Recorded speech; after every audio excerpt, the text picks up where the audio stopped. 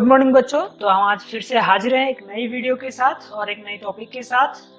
पिछली वीडियो में हमने कबीर के बारे में पढ़ा, कबीर की साखियां पढ़ा। आशा करता हूं कि आपको समझ में आया हो। आज हम पढ़ेंगे मीरा के बारे में। यह हमारा दूसरा चैप्टर होगा, दूसरी कविता पद्य सेक्शन से, पद्य खंड से। और आज हम पढ़ेंगे मीरा के बारे में और उनकी लिखी हुई कविता के बारे में। तो मीरा, इनका जन्म होता है 1503 यानी 1503 में और मृत्यु होती है 1546 यानी 1546 में। बहुत कम समय का जीवन रहा इनका, 43 इयर्स, 43 साल का जीवन था इसमें। मीराबाई का जन्म जोधपुर के चौकड़ी यानी कुड़की गांव में 1503 में हुआ माना जाता है। तो इनका जन्म होता है जोधपुर में। जोधपुर में चौकड़ी यानी जिसको कुड़की भी कहते हैं, एक गांव है, वहां पर इनका 1503 में जन्म हुआ। 13 वर्ष की उम्र में मेवाड़ के महाराणा संगा के कुंवर भोजराज से इनका विवाह हुआ।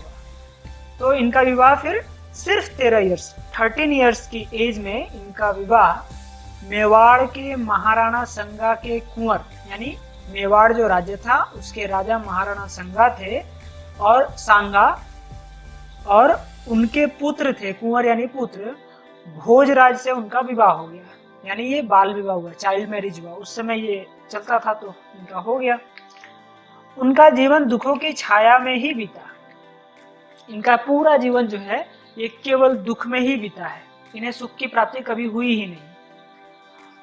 इसीलिए इनकी जो रचनाएं, इनकी जो कविताएं हैं, उसमें भी आपको केवल दुख ही मिलेगा, कहीं भी सुख की बात किया हुआ नहीं मिलेगा। आगे जो हम पढ़ेंगे उसमें भी इनके केवल दुख, इनके मन की जो समस्याएं हैं उसी के बारे में बात की गई। बाल्यावस्था में ही माँ का देहांत हो गया, यानी बाल्यावस्था नहीं, बचपन में ही इनकी माँ गुजर गई, माँ की मृत्यु हो गई।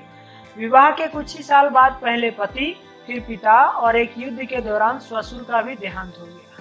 फिर क्या होता है, विवाह, पहले तो इनकी बचपन में ही माँ गुजर जाती है, फिर जैसे ही विवाह होता है, विवाह के कुछ साल, तो समझ सकते हैं कि विवाह 13 साल में हुआ है तो उस समय भी छोटी रही। और विवाह के कुछ ही साल बाद पहले तो पति मर जाते हैं, फिर उनके अपने पिता मर जाते हैं, और फिर एक युद्ध के दौरान उनके जो ससुर है यानी उनके पति के पिता, ससुर जो है, उनका भी देहांत हो जाता है, यानी वो भी मर जाते हैं। भौतिक जीवन से निराश मीरा ने घर परिवार त्याग दिया। फिर ये सब होने के बाद उन्होंने क्या किया, घर और परिवार सब छोड़ दिया, त्याग दिया, और वृंदावन में डेरा डाल पूरी तरह गिरधर गोपाल कृष्ण के प्रति समर्पित हो गए। और फिर क्या हुआ, घर परिवार सब छोड़ देती है और त्यागी बनकर कहाँ चली जाती है, वृंदावन में जाती है, और वहीं जाकर गिरधर गोपाल कृष्ण को कहते हैं, तो गिरधर गोपाल कृष्ण के प्रति अपने आप को पूरी तरह समर्पित कर देती है। यानी वो उसके बाद से केवल कृष्ण की भक्ति करती है। उन्हें ना घर से कोई लेना देना है, ना किसी परिवार से लेना देना है। वो अपना सब कुछ छोड़कर कृष्ण को, अपने आप को पूरी तरह से समर्पित कर देती है, सौंप देती है, यानी कृष्ण की भक्ति में लीन हो जाती है।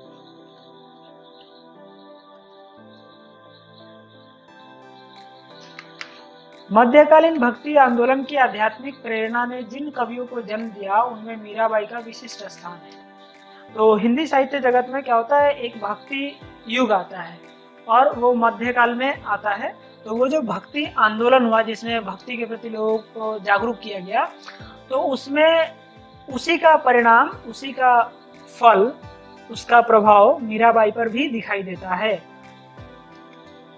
इनके पद पूरे उत्तर भारत सहित गुजरात, बिहार और बंगाल तक प्रचलित हैं। इन्होंने जो लिखा, इन्होंने मीरा के पद जो हम आगे पढ़ना है, और भी बहुत सारे लिखा इन्होंने, वो सारे जो पद हैं वो पूरा भारत, उत्तर भारत तो था ही, पूरा उत्तर भारत के साथ गुजरात, बिहार और बंगाल में भी इनके पद को पढ़ा जाता है। लोगों में काफी पॉपुलर है, प्रचलित है।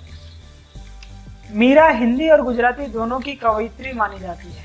मीरा जो है, ये जो मीरा दास है, इनको पूरी तरह से लोग हिंदी और गुजराती दोनों ही भाषा की कवित्री मानते हैं, यानी इन्होंने दोनों ही भाषाओं में रचनाएं की है। संत रैदास की शिष्या मीरा की कुल 7-8 कृतियां ही उपलब्ध है। तो इनके गुरु का नाम कौन थे? इनके गुरु रैदास थे। तो ये रैदास की शिष्या थी। मीरा की कुल 7-8 कृतियां ही उपलब्ध हैं। यानी मीरा जो है, इन्होंने वैसे तो रचनाएं बहुत सारी की, लेकिन इनकी जो केवल 7 या 8 रचनाएं ही हमें आज पढ़ने को मिलता है या देखने को मिलता है। मीरा की भक्ति दैन्य और माधुर्य भाव की है। मीरा की भक्ति जो है वो दैन्य है। दैन्य यानी गरीबी वाली, बहुत विवश हालत में वो भक्ति करती है। और माधुर्य भाव की है, यानी प्रेम भाव की। माधुर्य यानी प्रेम होना। जब प्रेमी और प्रेमिका के बीच जो संबंध होता है ना, उसको माधुर्य भाव कहते हैं। माधुर्य, माधुर्य का अर्थ होता है प्रेम। तो इन्होंने कृष्ण को ही अपना पति माना, कृष्ण को ही अपना भगवान माना। इन्होंने कृष्ण में ही भगवान और कृष्ण में ही अपने प्रेमी दोनों को ढूंढ लिया। इसीलिए इनकी भक्ति भाव जो है वो माधुर्य भाव की भक्ति कही गई है।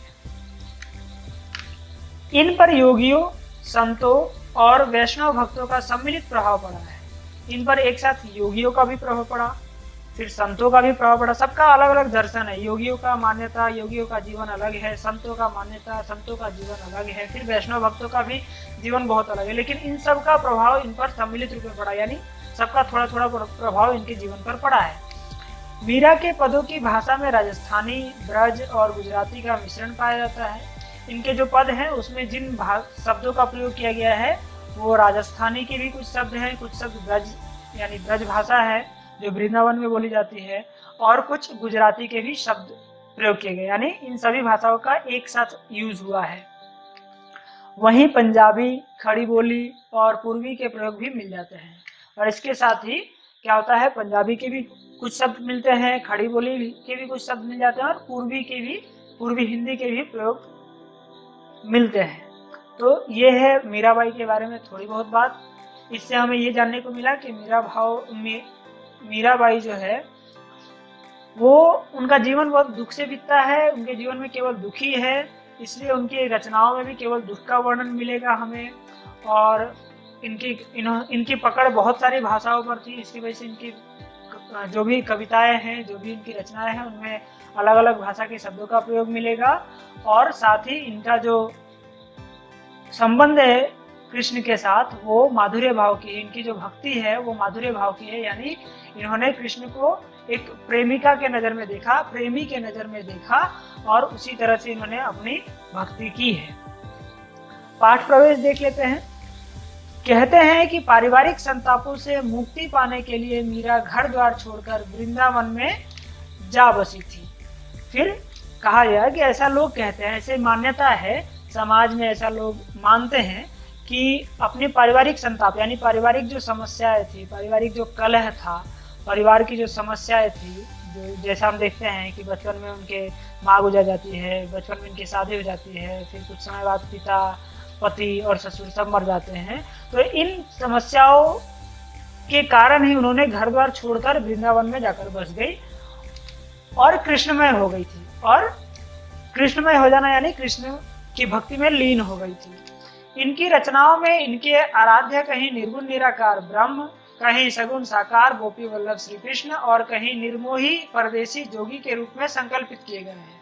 फिर क्या होता है, इनकी रचनाओं में जब हम देखते हैं तो इनकी रचनाओं में इनके जो आराध्य यानी हम जिसकी भक्ति करते हैं, हम जिसको अपना सब कुछ मानते हैं, तो कह रहे हैं कि इनकी रचना में इनके जो आराध्य है कहीं निर्गुण निराकार ब्रह्म है। निर्गुण निराकार ब्रह्म यानी वे ऐसा जहाँ पे जो मूर्ति पूजा में विश्वास नहीं करते, जो नहीं मानते कि मंदिर में भगवान है, यानी किसी मूर्ति में भगवान है ऐसा नहीं मानते। तो मीरा ने कहीं कहीं अपने भगवान, अपने प्रेमी कृष्ण को निर्गुण निराकार ब्रह्म के रूप में माना है, तो कहीं सगुण साकार गोपी वल्लभ श्री कृष्ण के रूप में माना है। फिर कहीं कभी वो फिर मानने लगती है कि हाँ किसी मूर्ति में है, किसी मंदिर में है, फिर वो कभी सगुण कभी निर्गुण दोनों ही रूप में मानने लगती है। और फिर कहीं निर्मोही परदेसी जोगी के रूप में संकल्पित किए गए।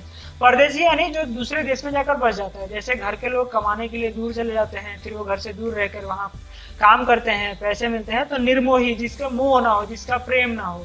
तो कहीं कहीं इस रूप में भी वो अपनी रचनाओं में कृष्ण का वर्णन करती है, जहाँ वो कृष्ण को निर्मोही के रूप में, परदेसी के रूप में उनका वर्णन करती है। हम आगे कविता में देखेंगे ये सारा चीजें हमें, ये सारी चीजें हमें वहाँ देखने को मिलेंगी, हम वहाँ समझ जाएंगे कि इन सब का एक्चुअल अर्थ क्या है। अभी आपको मैंने इसका मोटा मोटा अर्थ समझा दिया है। वे गिरधर गोपाल के अनन्य और एकनिष्ठ प्रेम से अभिभूत हो उठी थी। और फिर क्या होता है, वो गिरधर गोपाल जो है, जो कृष्ण है, उनके अनन्य यानी उनका कोई अंत नहीं था ऐसा प्रेम, और एकनिष्ठ प्रेम, एकनिष्ठ होना यानी हर हालत में एक ही से प्रेम करना। मीरा के जीवन में जब वो घर द्वार छोड़ देती है तब से लेकर अपने जीवन के अंत समय तक एकनिष्ठ होकर, यानी सिर्फ कृष्ण की भक्ति करती है, सिर्फ कृष्ण से प्रेम करती है, उसके अलावा वो जीवन में किसी से कोई संबंध नहीं रखती है। प्रस्तुत पाठ में संकलित दोनों पद मीरा के इन्हीं आराध्य को संबोधित हैं। फिर हमें जो पढ़ना है, हम जो पढ़ेंगे मीरा के पद, उसमें 2 पैराग्राफ पढ़ने हैं, और वो दोनों जो पैराग्राफ है उसमें केवल कृष्ण की ही बात की गई है। कृष्ण और मीरा, इन दोनों, मीरा ने अपने और कृष्ण के बारे में ही बात किया है। मीरा अपने आराध्य से मनुहार भी करती है। मीरा अपने आराध्य यानी अपने आराध्य भगवान श्री कृष्ण को कभी मनाती भी है, मनुहार करना यानी मनाना, मनाती भी है, लाड भी करती है यानी उनसे प्रेम भी करती है। तो अवसर आने पर उलाहना देने से भी नहीं चूकती। फिर वो कहते हैं कि कभी तो वो उनको मनाती है, कभी उनसे प्रेम भरी बातें करती है, और फिर जहाँ मौका मिलता है, जहाँ जरूरत होती है, वहाँ वे उन पर व्यंग भी करती है, उनको उलाहना भी देती है, उनको कंप्लेन भी करती है। उलाहना यानी कंप्लेन करना, शिकायत करना। तो कहीं कहीं जहाँ जरूरत होती है वहाँ फिर मीरा कृष्ण से शिकायत भी करती है, उनकी क्षमताओं का गुणगान स्मरण करती है। फिर क्या करती है मीरा, उनकी क्षमताओं का, उनकी जो ताकत थी, उन्होंने जो काम किया है श्री कृष्ण ने, उनका गुणगान भी करती है, उनको सबको बताती भी है, फिर उनको याद भी करती है, स्मरण करती है यानी उसको याद भी करती है। तो उन्हें उनके कर्तव्य याद दिलाने में भी देर नहीं लगाती। फिर क्या होता है, ये सारी चीजें करती है, लेकिन समय आने पर जहाँ जरूरत होती है वहां फिर वो मीरा क्या करती है, कृष्ण को उनका जो कर्तव्य है, उनका जो कर्तव्य होना चाहिए, एक भक्त के प्रति, किसी के भी प्रति उनका जो कर्तव्य होना चाहिए, उनकी जो ड्यूटी होनी चाहिए, उसके बारे में भी बताती है। तो ये है इनका जीवन परिचय और पाठ प्रवेश। अब हम आगे देखेंगे मीरा के पद का पूरा विस्तार से वर्णन। तो आप इसे देखने के लिए अगली वीडियो को जाकर देखें। तब तक के लिए धन्यवाद।